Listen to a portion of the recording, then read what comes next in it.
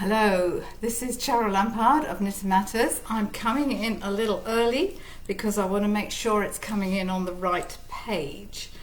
I really hope this is coming in on Knit Matters, but I'm not seeing it for the minute. Okay.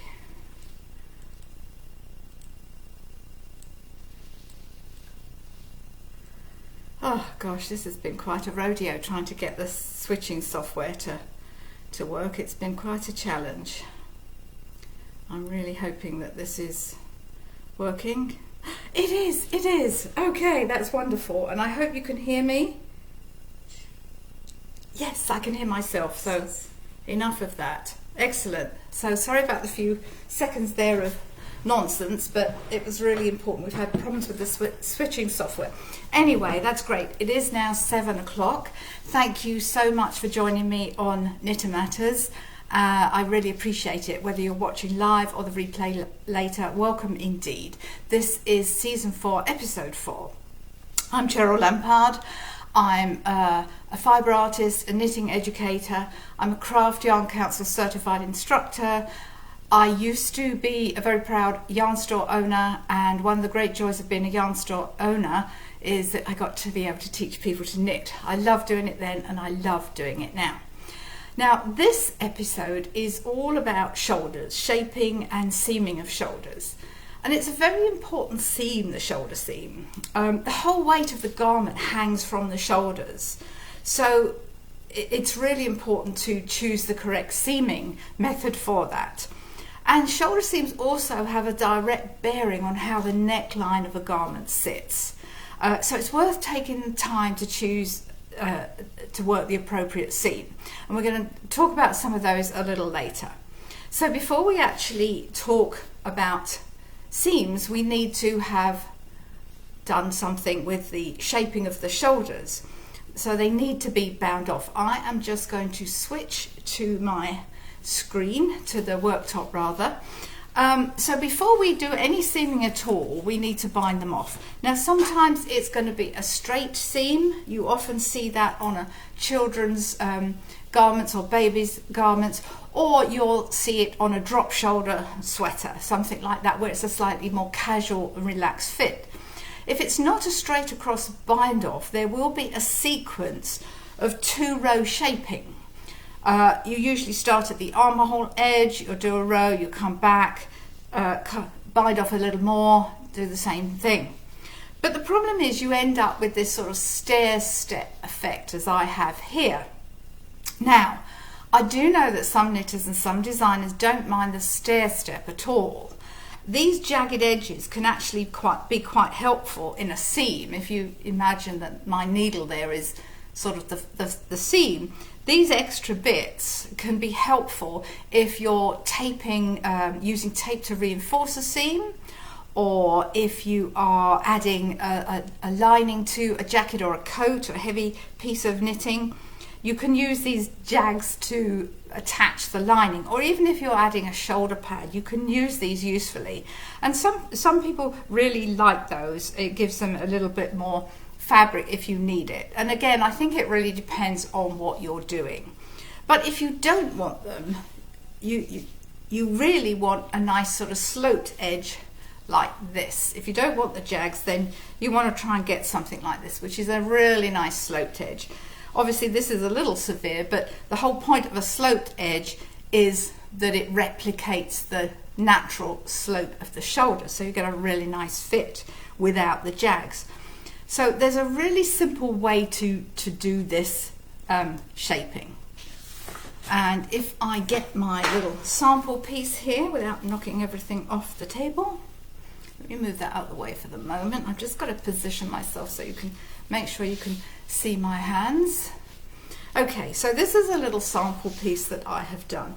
It's super simple, and if you've never done it before, when you see how it's done, you'll think, well, why didn't I learn how to do that? Well, I'm here to show you. So the first row that we're going to do, and I'm just going to bind off 5 stitches. I need to come in a little bit here. So I need to bind off, let me see if I can just move that in a little. Okay, that's a bit better, isn't it? So I'm going to bind off 5 here. 1, And my needle has just gone up my sleeve. Not what I wanted. Never mind. So I'm binding off 5. 1, 2, 3, 4, 5. I should have 5 left. 1, 2, 3, 4, 5, 6, 7, 8, 9. Okay, I must. Oh, I've bound off my 5. Pay attention, Cheryl. Okay, doesn't really matter for the purposes of this. So I would finish the row as normally, just knit to the end of the row. Now the magic sort of happens on the next row and every row after that. So I've got to the end of my row, I'm going to turn. In this case it's a purl row, just basic stockinette stitch. Gosh, I picked here a really long needle and it's catching on my sleeve. Never mind. Try and keep my hands where you can see them okay. Right, so what I want to do is work to my last stitch. I'm going to work to the last stitch. I'm not going to knit that in any way. I'm going to slip it onto my right hand needle, then I'm going to turn the work. So I've now got my, with the yarn at the back, I've now got my slipped stitch, unworked stitch, and I'm going to slip that purlwise, then I'm going to slip the next stitch purlwise, okay, and I'm going to pass that first slip stitch over the worked stitch that I'd also slipped. I'm going to do it again in a second. So now I'm going to carry on casting off. So that was one more cast off. 2, 3, 4,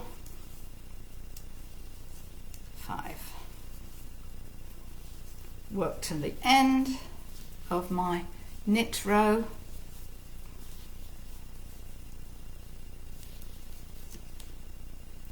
Turn my work.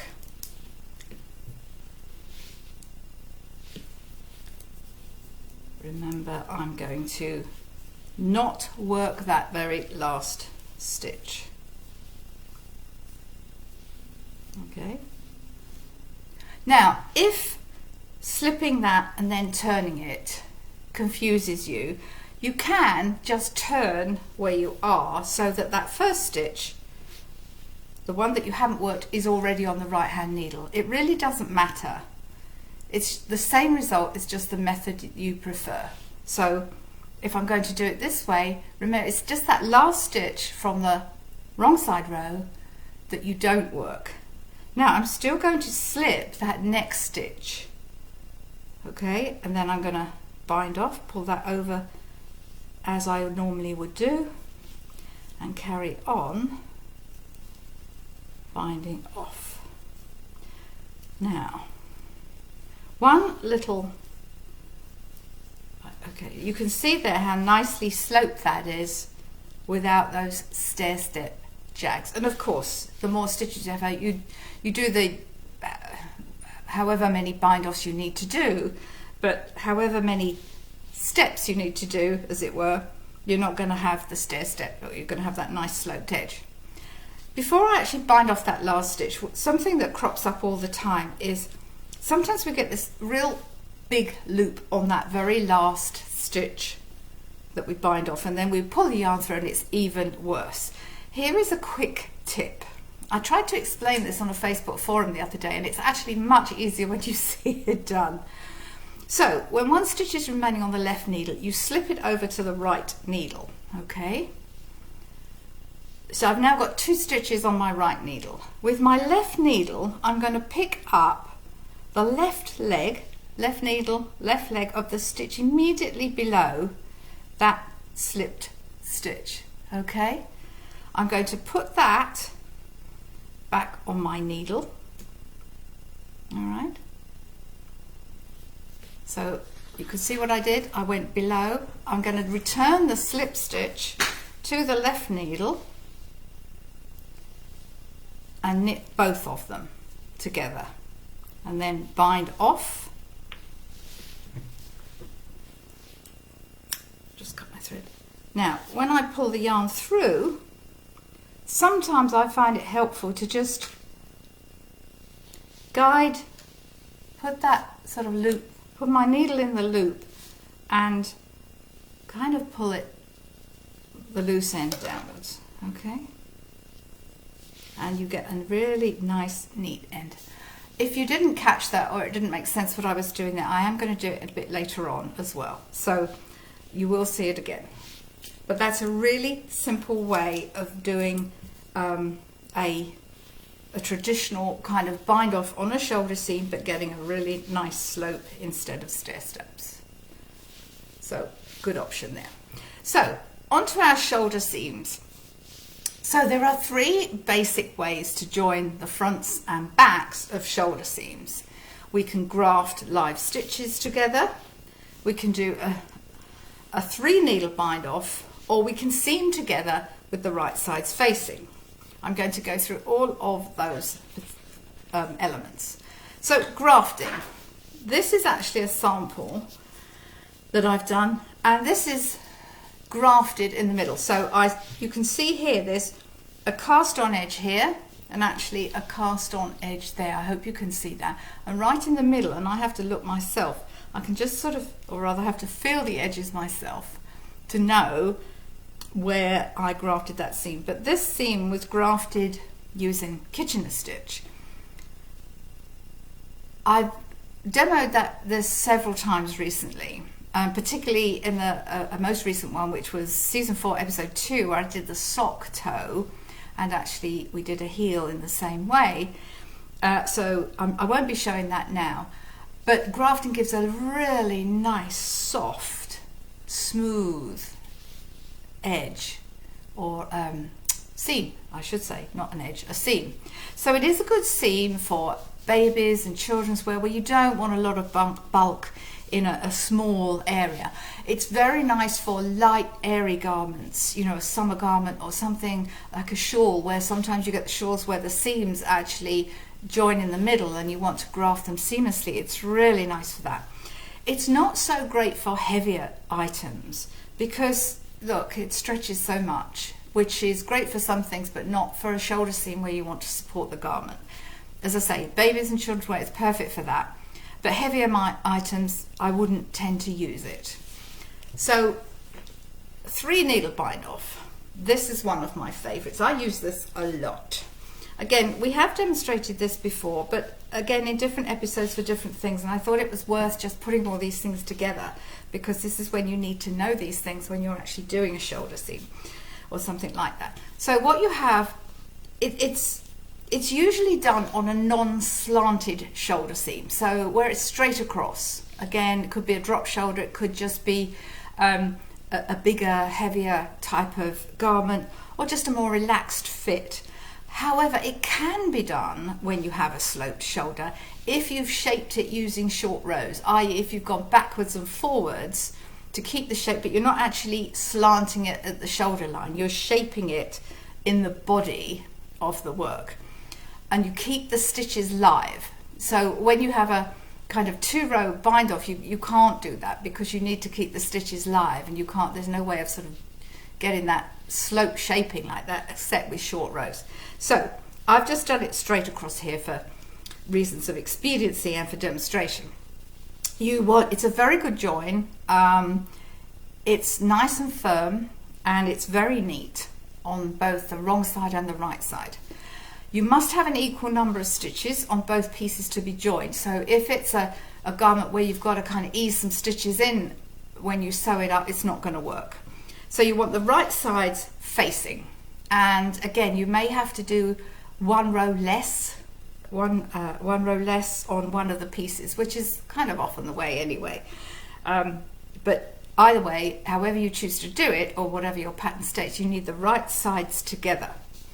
You need the needles together so the wrong side is facing you. And then you take a 3rd needle, and really you just knit 2 together. Let me make sure you can see. 1 stitch from the front, 1 stitch from the back. I'm just going to hang on to that little bit of tail there that I cut off a bit too ferociously there. Now I'm going to knit 1. I probably won't go across the whole row here because I should have made this sample a bit smaller. So I've done 1 stitch from the front, 1 stitch from the back. I'm going to do the same thing, another stitch, knit them both together, and then we pull that one over that one. bind off in the usual way.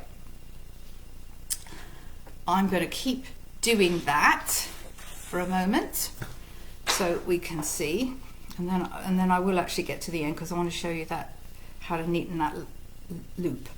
So one from the front, one from the back, pull it over. You do need to sort of hold the needles quite closely at the tips because otherwise the stitches can pop off, which you really don't want. But you get into a nice sort of rhythm. Just bear with me while I do this. One from the front, one from the back. Oh, somebody just noticed that my right hand finger is the nail is a funny colour. I caught my fingernail in a door. I caught my finger in the door, which wasn't fun, and of course it cracked the polish and the polish came off too, half the nail. Anyway, so sorry about that discoloration. You do not need to adjust your set, it's what you're seeing. Okay, I'm carrying on with this. So 3 needle bind off is super nice. I really love the way it sits and I love doing it actually. It's a very nice bind off. It's nice and firm. Don't make it too tight. Although you want it firm, you don't want it to be tight. You don't want it to sort of pucker. Okay. There we go. Keep going. Not long to go. There we go. My needles, I'm actually got longer needles today, which was a bit of a mistake because they're catching on everything, but as I'm working over the worktop, but normally I can do this a bit more speedily. Nevertheless, it gives you the opportunity to see exactly what I'm doing. Just watch, as I say, the needle tips to make sure the stitches don't pop off. That's really not what you want. Okay. What I am going to do here is just so that I don't confuse you with that last loop idea, I'm going to show you, let's cut this off. I'm going to show you how that looks on the right side. See how nice and smooth that is? Okay, see how nice that is on that side and also on the wrong side. Really lays nice and flat. You don't get a bulky seam with it. It's very nice.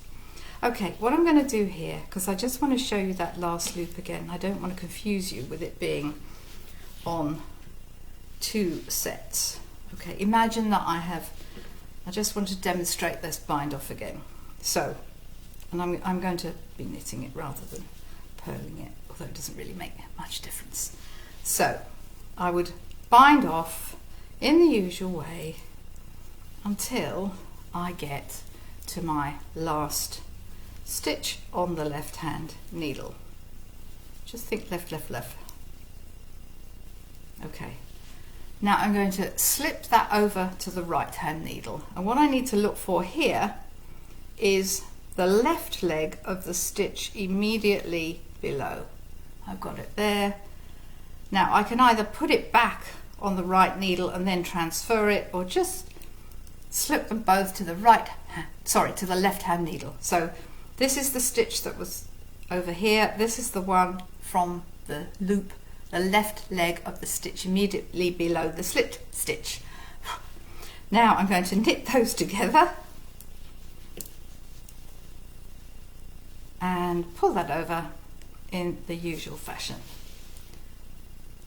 I'm going to just pull my yarn out there. What I don't want to do is create another loop that I don't want, and just gently sort of hold that downwards to guide that in, so you get a really nice, I've just caught a bit there, but you get a really, you don't get that big loop is what I'm trying to say. You get a nice sort of squared off corner. Sorry, the focus is going in and out here a bit. Okay, but that's what you do. Obviously I've done it all about face because I was doing a 3 needle bind off, then I switched over to just doing it on the purl side, binding off knitwise, but the whole point was to show you how you get that nice squared off corner. Okay, so The last thing I want to show you is seaming with right sides facing. Lots of needles here, and I need a sewing needle for this one. So now you can do this whether it's shoulder seams or other garment seams. I like to sew my seams together with right sides facing, and I'll do that as much as I can, whether it's a side seam where I might be doing mattress stitch, it might be a seam where I'm joining you know, a horizontal to a vertical. As much as possible I like to do my seams right side up, and there's lots of reasons for that, but primarily you can see exactly how the seam looks as you go along. When you're stitching something like that, it's much harder to see where you're going, and if you've got a pattern which you need to match, or a cable pattern, or ribbing in any way, you really want to make sure those match, that they line up. So you want to have again, you might have to do one row less on one side or the other, whether it's the front or the back, but for the purposes of this, we're not worried about that for this. I just want to show you how it's done. And unlike grafting, where the stitches are live, as in this, the stitches are live in the sense that they're not bound off. They are, you know, open stitches that you could drop. Unlike grafting, although we're sort of grafting in a way, the stitches are bound off, so there's no danger of dropping a stitch in that sense. It does give a much firmer seam than the Kitchener method, which is the grafting method, if you like, Kitchener stitch. It gives a much firmer seam because you've already got two bound edges. So what we do, the right sides are facing me. I'm going to align the edges. Again, you need to have the same number of stitches on, if this is a shoulder seam, on the front and the back. And we're going to call this piece the upper piece, this the lower piece. Forget front and back for the minute. This is upper, this is lower. I'm going to be referring to that. And again, you'd probably nearly always start at the armhole side, but again, your pattern may say otherwise. So what I'm going to do is I'm going to use a contrast yarn as well so that you can see what I'm doing, because this really does disappear. It's almost invisible. So I'm going to find my first sort of stitch, and I'm going to go, it's almost a half stitch on that edge. It's almost a half stitch there on that edge. I'm going through that first. I'm not coming over here where it's a full stitch. It's kind of a half stitch. So I'm going to bring my yarn through. I'm not going to bother about knotting or anything like that, fastening off. And now what I'm going to do, I'm going to go in the corresponding place on the lower piece. As I go along, you'll see how this works. Okay, and I'm going to go right in there, corresponding place. Again, that sort of half stitch, and then I'm going to pick up the two parts of the yarn that form the stitch, and I'm going to just pull that up like that. Now I'm going to go back to my upper one, and what I'm looking for here is the V of the stitch. On this upper part, I'm looking for the V of the stitch. Let me see that V shape. And I'm going to go put my needle in, and I'm going to get the whole stitch, the whole V. Okay. I need to do this flat, so I'll keep bringing it up to the camera. It'll make more sense as we go along. Now I'm back down on the lower piece, and this time I'm looking for the sort of A shape, the inverted V, if you will. Whoops. Oh, I seem to have lost. There we go. Oh, gosh, that makes me freak out when I lose the picture. Sometimes I forget to move the mouse and the picture goes. I think it's still going at your end, but it goes at my end, and then it makes me panic. Okay, so panic over. So I went in the top there, the top piece. I'm coming down to the bottom piece, and I'm looking for my inverted V's this time. What I love about this seam is that it really replicates a row of knitted stitches. I'm leaving those loose for the moment, but I will pull them up. Here I'm going back in. I'm going back in where I've already been, if you like, where I came out. But it's upper, so I'm looking for the, for the V shapes, the V shape of that stitch. Whereas, down here, I'm looking for, I can't move my hand that way. I'm looking for the sort of inverted V at the bottom. So V shape at the top, inverted V at the bottom. Right, let's do a few more and then I'll pull that up a little bit, because you do need to hide the bound off stitches. So let's just pull that up nice and firmly. And you can see as I do that, they just disappear. Do a few more. How are we doing for time? Yeah, okay. So I'm up on my upper piece. I'm going into my upper piece. I'm looking for those V shapes. Down again into the corresponding stitches below of my lower piece. And I'm looking for the inverted V's. Going up again. V shape. Down to the lower part for my inverted V. Pull that up again. You need to pull it up as you go along, otherwise it's much harder to pull it all up after a long length of stitching. I really like to keep this flat, but for the interest of showing you, see that upper V, upper piece V, lower piece, inverted V.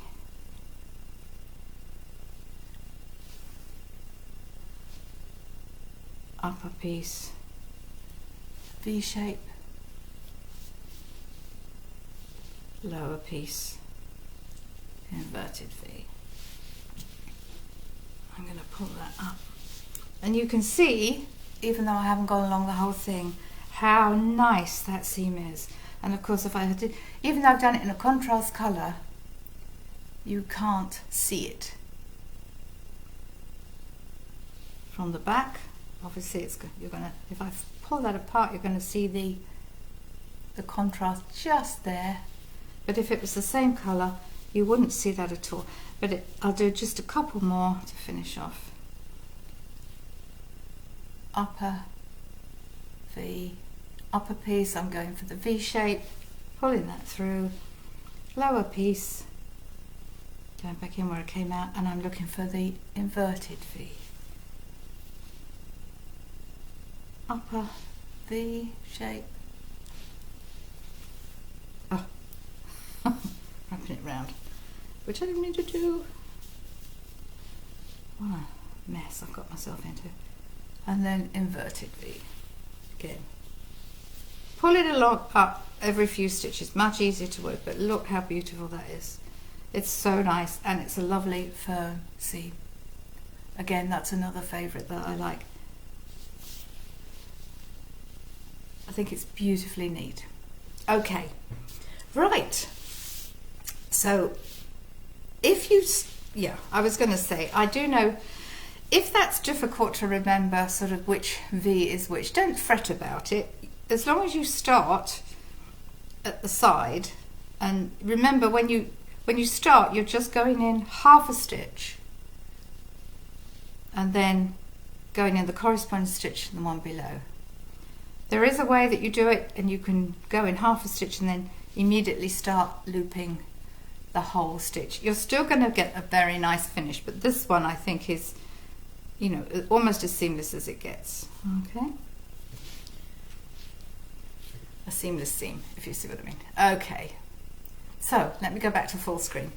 Well, that's it for this episode, which was season 4, episode 4. I really hope that you found that useful. There's lots more about shoulder seams we can talk about, but those are the basics. I think the next episode we'll do a bit more about grafting, because there's various ways to do that, and again, on various different types of seams. So I think we'll do grafting next time. But if you have any questions, feel free to email or message me.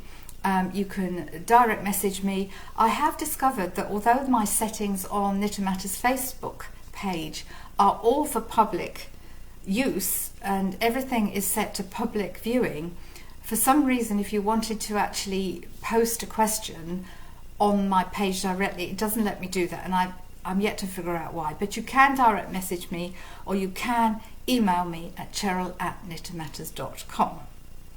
So whether it's about a question about what we've done today, this episode, or if you've got any ideas for that you'd like to see me do in future episodes, please let me know. It's you that I do this for, so your questions are always welcome. As always, this episode and all others are uploaded to our Knit and Matters page afterwards, and our Knit and Matters YouTube channel. So if you liked it, let us know, and subscribe to our YouTube channel if you'd like to. That way you get every new episode that's published directly into your feed. So for now, thank you so much for watching, and until next time, keep well, keep calm, and keep knitting. Bye for now.